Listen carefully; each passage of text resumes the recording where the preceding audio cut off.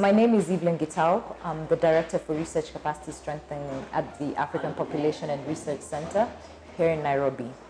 We're a Pan-African organization that tries to use evidence and generate evidence for population and health issues. My main position is really trying to build the capacities that are needed to answer the questions in terms of population and health, broadly speaking. When I joined as a NEF fellow, I was actually an active researcher at the Kenya Medical Research Institution, where I was working more about actually doing the actual research. So I was looking at biomarkers for severe disease, trying to see how we can better diagnose children to ensure that they get the treatment that they need right away and get more specific treatment. In doing the work that I was doing, I realized one of the things that we had a challenge of is trying to apply technologies that are advanced on the African continent, mainly because we did not have the right resources in terms of the environment, and importantly, we also didn't have enough people, a critical mass of people working.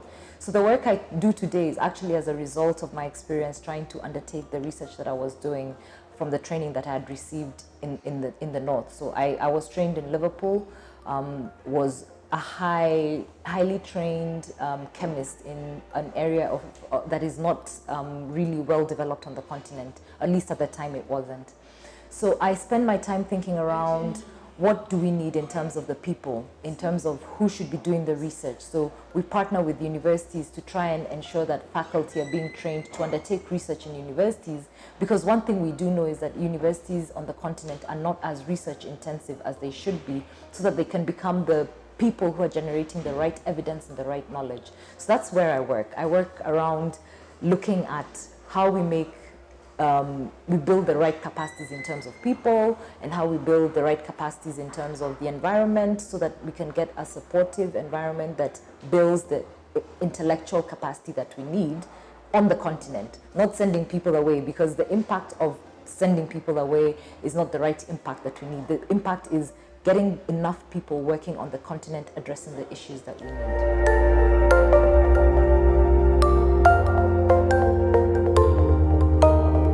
The questions we keep asking ourselves is that if we develop the right research capacities on the continent, will people utilize them?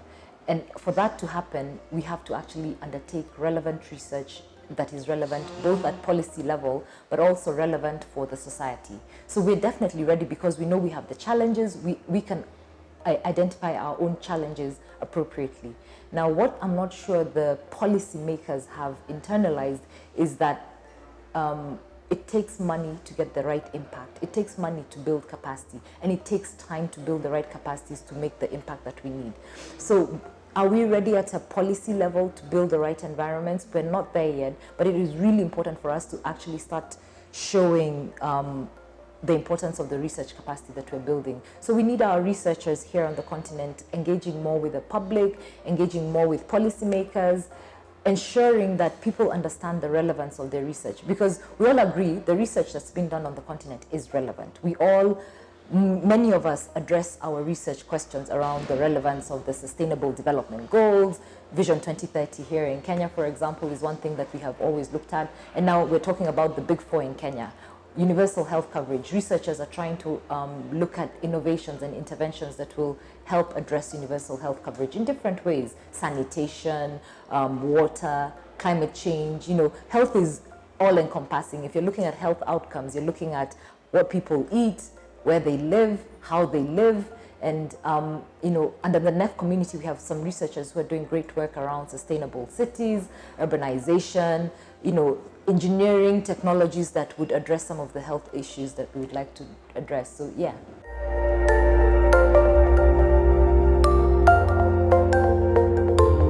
The gaps that we identify is that the pipeline is not ready to actually address the issues as we want them to be. So we have to actually go back to the building blocks of how do we get people who can become the critical thinkers to undertake the research that we want them to undertake. So the teachers who are teaching these children who will then build the pipeline for researchers, where are they being trained? How are they being trained? So already at the beginning of the pipeline, we have a problem. We're not teaching teachers to become the right teachers. The base of the teachers is not right in terms of critical thinking. And then we come to the universities. Who and how are we engaging in terms of research?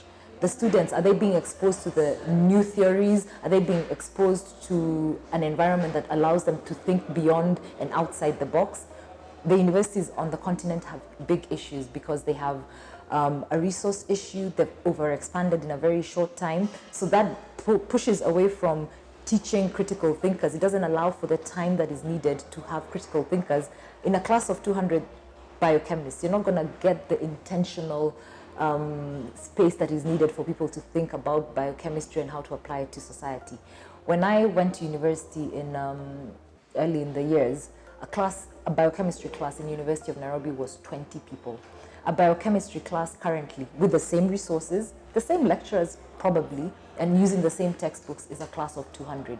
So we've really moved away from what is the right building block in terms of building critical skills. We've taken away the quality, we've taken away the time needed, and we've expanded in areas that shouldn't be expanded but should be actually become more focused. So those are the things that we need to do. We need to rethink our university systems. We need to rethink those who are training the lecturers. We need to rethink those who are training the students who are joining university. And there's a lot that needs to be done to actually address those issues. Government, of course, is the bedrock in terms of policies and regulation, and we should be always talking to them in terms of how we build and change things. So if government is not changing how they think about the policies or how they implement some of these policies, then we're not going to get there. So the first place in terms of building the right environment is the policies that are in place for education, for training, for research, for tax breaks, for exchange of ideas amongst each other. You know, if we're talking about an African network of researchers, we need them to be able to engage with each other without having how do I put it, without having to have the issues around visas coming from, you know, if you want to go to South Africa, it takes you 30 days. The mobility, the free mobility. The free trade is something that will enable some of our local talent to sell the innovations that they have. These are things government can do. They may be able to fund, but that shouldn't be the primary thing that we're going to the governments for. What we want them to do is enable that environment that will allow for the free trade, free mobility, etc. For industry, it's a bit tricky because industry, they're in it for business. They're in it to talk about things about how they make money, how they get a return on investment. And I'll go back to government on the return on investment because that's something we need to think about. But industry, we need to approach them showing them, you know, I'm working in malaria. I'm a researcher in malaria. If you have fewer people getting malaria, you're going to have a stronger workforce. You're going to have less, you know, for example, if the Kenya Revenue Authority want to look at how much money they collect in taxes for people, one of the things they want to look at is how many people stay home and we have to pay for them, because the labor laws, you can't fire people for being sick. Yet we have morbidity and mortality levels that are very high. People spend a lot of time staying home when they should be at work, and you have to pay them. So thinking about why you support research is, number one, to address issues around a stronger workforce. Secondly, you support research for the interventions that you need to address some of the issues. And thirdly, using research on the continent to address the issues in our context. But as of now, yes, the research that's been undertaken out of the continent is research that is relevant, but it may not be as well contextualized. And that's where we get to the point that implementation is not as good as it should be. So we do have to engage industry and have that conversation about the return on investment. These are the things that you could do: stronger workforce, which is what we need. We then have the issues around the relevance and the market. And that's what we need to be thinking about.